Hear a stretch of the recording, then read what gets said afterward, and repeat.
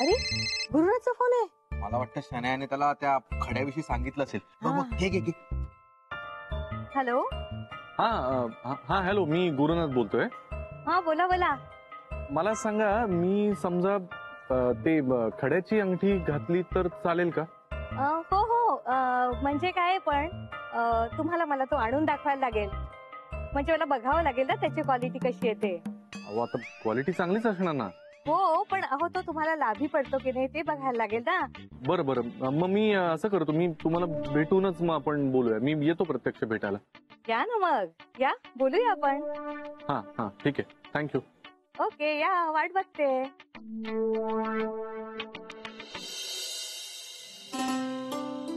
काय सबिता, बरं वाटतं ना? हो ना बरं वाटतंय. आणि नानींच्या हातचा स्पेशल श्रीखंड खाऊन मूड बरा झालाय माझा. हा, तशी नानीच्या हाताला बरी सवय आहे. नाना बोलू दे रे त्यांना. मला घालून पाडून बोलून त्यांना बरं वाटतं ना, बोलू दे. नानी जाऊ दे. बरं मला सांगा, तुम्ही उद्या काय करणार आहात असं स्पेशल? तुला जे आवडेल ते. पाहिलं का नाना, ना आपली ना व्हॅल्यूज कमी झाली आता. हो मग तर असं थोडा काही दिवसांनी बघ, नातवाशिवाय नानी कोणाकडे बघणारच नाही. सबिता, आज तुझा मूड जरा बरा वाटतोय म्हणून विचारतो. ऑफिस मधल्या सगळ्यांनी तुम्ही काय करायचं ठरवलंय? नाही म्हणजे आम्ही सगळ्यांनी राजीनामा तर दिलाच आहे, पण पुढे काय करायचं नाही ठरवलंय. म्हणजे तसं काही बोलणं नाही झालंय आमचं. पण नाना, आम्ही सगळ्यांनी इतका तडकाफडकी हा निर्णय घेतलाय. आम्ही चुकलो नाही होत ना? नाही, अजिबात नाही. कसं आहे, ज्या कामाच्या इथे आपल्याला मानसिक समाधान मिळत नसेल ते काम करूच नाही. कसं त्याच्यामुळे काय होतं, आपल्या तब्येतीवर परिणाम होतो आणि कामावरही. तुम्ही म्हणताय तसंच करेन. जास्त विचार नाही करणार आहे मी आता. बघूया थोडे दिवस थांबून काय होतं ते. खरंच आहे, जाऊ दे. अगं आम्ही सगळे आहोत ना. आणि तू अजिबात टेन्शन घ्यायचं नाही. पैशाचं तर नाहीच नाही. तेच सांगतो मी तिला केव्हापासून. म्हणजे हिचं आपलं बाळ येणार, मग त्याचं बारसं, मग त्याला काय हवं नको ते सगळं, त्याचं शिक्षण.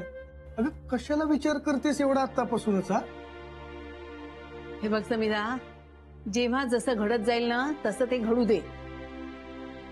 आता तू आई व्हायचं स्वीकारलंयस ना, मग आता ते आई पण एन्जॉय कर, साजरं कर. आणि तू 5-6 महिने नोकरी नाही केलीस तर आपल्याला एवढा काही फरक नाही पडत. अगं हो, तू काय काळजी करू नकोस. बघ, तुला आणि तुझ्या बाळाला सांभाळण्याची ताकद तुझ्या सासऱ्यामध्ये आहे. आणि पंकज पण तेवढा कॅपेबलच आहे, त्यामुळे काळजी करू नको. बाकी जे काय करायचं ते नंतर बघू आपण. खरंय. नाही तुम्ही सगळेजण आहात म्हणून तर मी रिलॅक्स्ड आहे. पण मला काळजी बाकीच्या लोकांची पण आहे, ज्यांना सर्व्हाइव्ह करायचंय. होईल का सगळं व्यवस्थित? पाण्यात पडल्यावर माणूस पोहायला शिकतो, तसा संकटातून मार्ग काढेल. देवानी सगळ्यांचंच भलं करावं. म्हणजे जी चांगली माणसं आहेत ना त्यांचं तर भलं करावंच करावं. हे जे काही झालंय ना, तो एक खूप मोठा धक्का आहे गुरुनाथसाठी. खूप खूप जास्त शॉकिंग आहे हे. वरून त्यांनी किती दाखवलं तरी तो आरतून पुरता हादरलेलाच असणार. पण आता तो हे मान्य नाही करणार. आणि तसंही त्याला आम्ही कोणी आवडत नाहीच, कारण आम्ही राधिकाला मदत करतो ना. या सगळ्याचा राग आहे त्याला, आणि तो अशा पद्धतीने बाहेर निघतो. आणि आता तर काय, ऑफिसमध्ये आम्ही कोणीच नाही, त्यामुळे आनंदी आनंद आहे. नाही, हा क्षणाचा आनंद असतो ग. एक ना एक दिवस बघ, त्या गुरुनाथला पश्चाताप होईल. काय माहिती. Hope so. बरं चल, श्रीखंड का आवडलाय ना?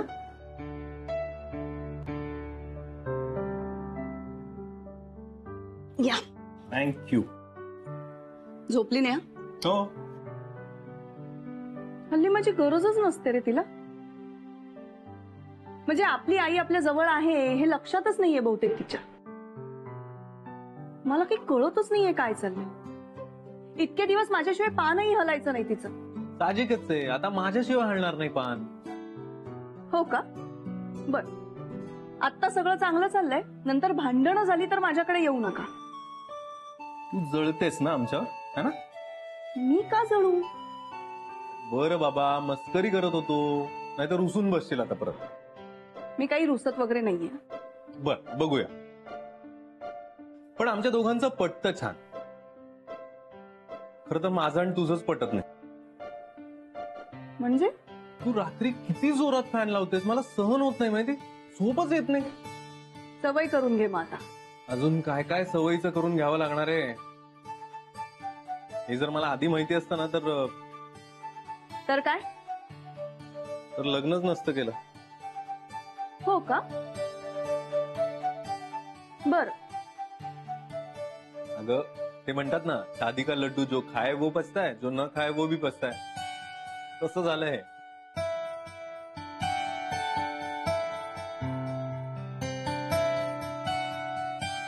काय झालं? मी मस्करी करत होतो, रागवलीस परत तू. का गप्प झालीस आता? राधिकाचा विचार करत होते. का? राधिका वहिनींचं काय? अरे राधिका भेटली होती ना आज, तेव्हा ती म्हणाली की गुरुच्या ऑफिस मधल्या स्टाफने मास रेजिग्नेशन दिलंय. का? गुरुला कुठलं तरी कॉन्ट्रॅक्ट मिळालं होतं म्हणून त्याने सगळ्यांना ऑफर दिली डबल प्रमोशनची. ते प्रॉमिस तोडलं, सगळे चिडले, दिला राजीनामा. नाही, बरोबरच केलं त्यांनी. आता गुरुला कळेल त्याच्या स्टाफची एफिशियन्सी काय. स्वतःच्या बायकोला ओळखता आलं नाही त्याला, तो काय स्टाफला ओळखणार आहे. पण सगळ्यांनी अशा एकदम नोकऱ्या सोडल्यात. आता अचानक कुठेतरी नवीन जॉब मिळणं खूप कठीण आहे रे. मी काय म्हणतो, आपणही बघायचं का त्यांच्यासाठी कुठे रिक्रुटमेंट वगैरे आहे का? बघूया. पण आता सगळेच घरी असणार रे. राधिका वहिनींना सांगायला हवं, या सगळ्यांकडे असतील तेवढे कॉन्टॅक्ट घ्या आणि भेटा लोकांना. हो रे, आनंद, जेनी, पानवलकरांच्या ओळखी असतील तर त्याचा फायदा राधिकाला व्हायला हवा. मी उद्याच बोलते तिच्याशी.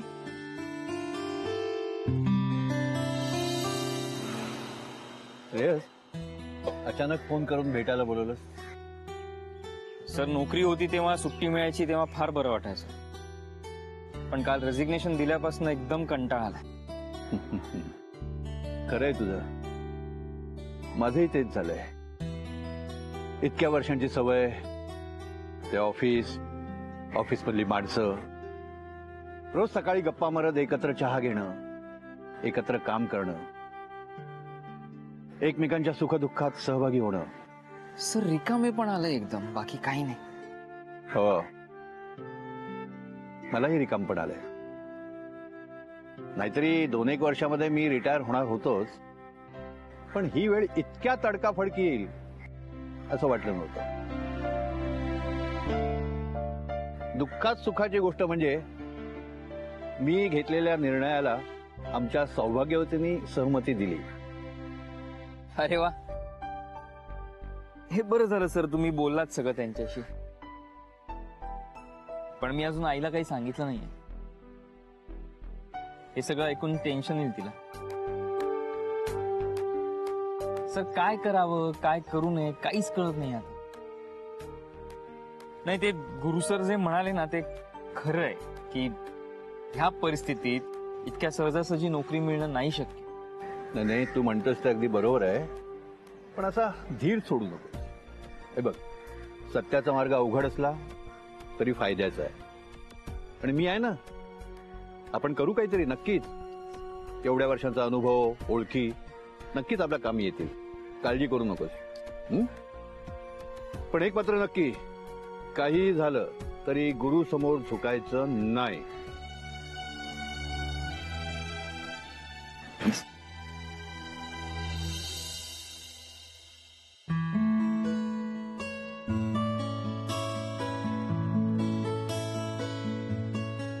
काय ग समिधा, काय करतेस? नाही नाना, मी जरा बघत होते की जॉब ऑपॉर्च्युनिटीज आहेत का कुठे, चेक करतेय. अगं तुला किती वेळा सांगितलं, तू नको जास्त विचार करूस.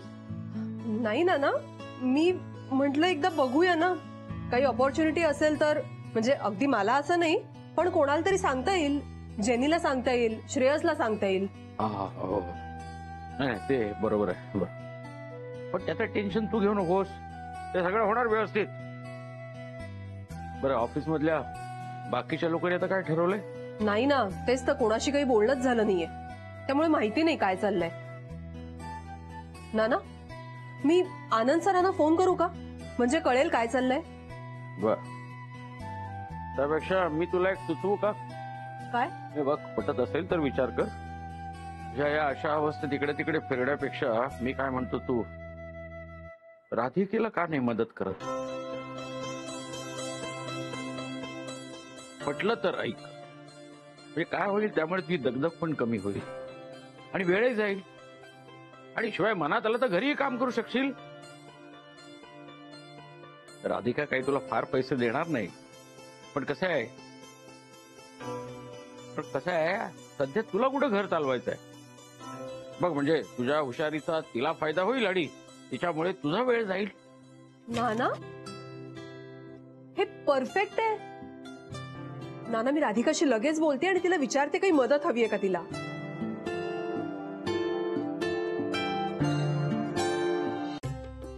चल अथर्व, चल लवकर लवकर दूध प्यायचं. हं? चल लवकर लवकर. आई जेवली खाय काय कळत आहे. मग घाई नको करू तर काय करू, जायचंय ना नंतर. चल लवकर लवकर लवकर, कम्प्लीट युअर मिल्क.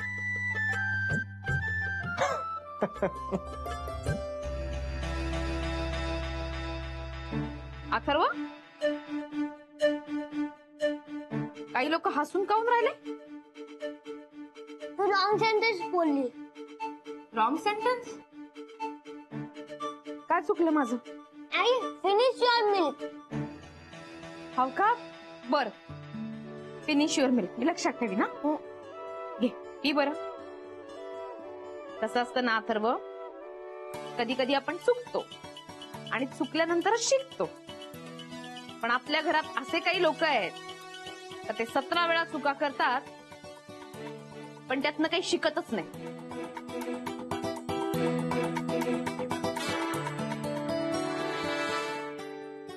ओके, शाबास.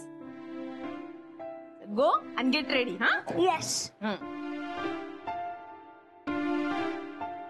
काय आता जमत नसेल तर कशाला उगीच शहाणपणा करायचा ना लोकांनी. ते म्हणालात का?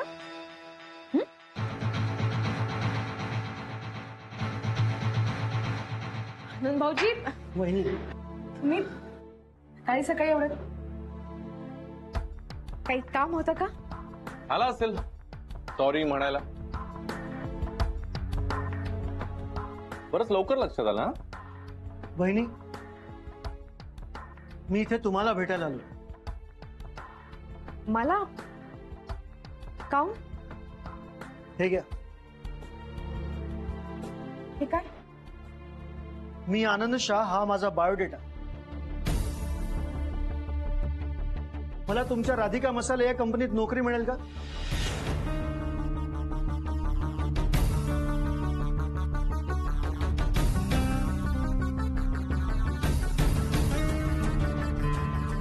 या आनंदच्या डोक्यावर बहुधा एवढा परिणाम झालाय की तो राधिकाकडे नोकरी मागायला आलाय. पण भाऊजी तुम्ही. खरंच वहिनी, मला तुमच्या सोबत कंपनीमध्ये काम करायला खूप आवडेल.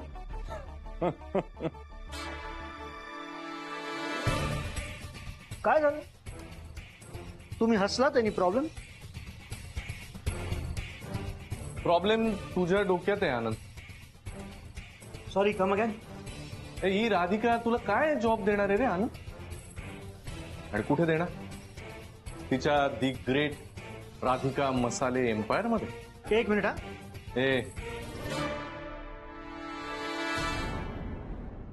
काय कुठे जॉब देणार आहे ती तुला त्या तिच्या ग्रेट दी राधिका मसाले कंपनीमध्ये? एक मिनिट. हा, हा नाही नाही नाही, माझ्या घरात मला गप्प करायचं नाही, कळलं? हे घर माझं सुद्धा आहे आणि ते मला भेटायला आले. हो ठीक आहे, मग काय हो मॅडम, किती यांना पगार देणार? 500 रुपये पर डे की 1000 रुपये पर डे? हा, अरे आनंद, काय चालवलेस तू? मल्टीनॅशनल कंपन्या सोडून या असल्या भिकार कंपनीच्या नादाला काय लागतोय? आणि काय म्हणून कंपनीचा सीईओ की त्या मसाले कुटणाऱ्या बायकांना पगार देणारा मुकादम? हा? अरे ही स्वतः त्या बायकांना पोचू शकत नाहीये, की तुला काय आधार देणार आहे? 1 मिनिट, हा जास्त बोलतोयस तू आता. भाऊजी नाही वहिनी, नका बोलू तुम्ही मध्ये. वाद माझा आणि गुरुचा आहे ना, बोलू द्या मला. गुरु, मुळात मी वहिनींकडे कुठल्याही पगाराच्या अपेक्षेने आलेलो नाहीये. आणि जी कंपनीला तू भिकार कंपनी म्हणतोयस ना, ती तुझ्यासारखा बेईमान माणसांनी भरलेल्या ALF कंपनीपेक्षा 1000 पट्टीने चांगली आहेस, कळलं का? बेईमान आणि मी असं काय रे या कंपनीमध्ये? हा, मसाले, मिरच्या की खलबत्ते? हेच तर ना, तुला कधीच नाही कळणार की इथे काय आहे ते. कारण तुझ्यात तो प्रामाणिकपणा नाहीये. आपल्या सहकाऱ्यांबद्दल आपुलकी लागते, ती तुझ्यात नाहीये. And the most important thing, जी फसवणूक तू आमची केली आहेस ना, ती इथे कधीच होणार नाही, हे 100% खात्री आहे मला.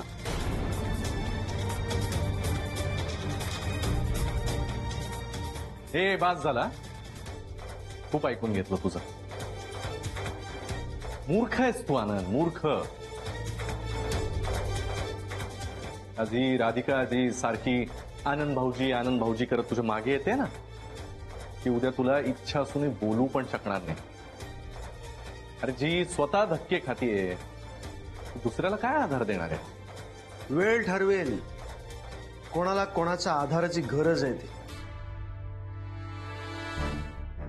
नाही, ठरू दे वेळ. पहिले 2 दिवस बरं वाटेल तुला, पण फुकट काम करायची वेळ येईल तेव्हा काय? तेव्हा कळेल हे मॉरल्स, प्रिन्सिपल्स, तत्व हे सगळं झूट आहे. तेव्हा समोर बिलं येतील, खर्चाचे आकडे दिसतील ना, तेव्हा कळेल खरी गरज पैशाची असते. पैसा सगळ्यात महत्वाचा. आणि आनंद, तुला एक दिवस नक्की पश्चाताप होईल माझ्या कंपनीतून राजीनामा दिल्याचा. नाही होणार. ठीक आहे, बघूया ना काय होतंय. पण एक लक्षात ठेवा ना, तेव्हा जर परत भीक मागत आलास ना माझ्याकडे, तर तुला उभाही नाही करणार मी. ए जारे, भीक मागण्या इतकी वेळ नाही आली आहे माझ्यावर. अरे उपाशी राहीन, पण नोकरीसाठी याचना नाही करणार तुझ्याकडे. अरे 1 मिनिट. आनंद भाऊजी, तुम्हाला कोणाकडे याचना करण्याची गरजच नाही ना. आजपासून आपण एकत्र काम करून राहिलो.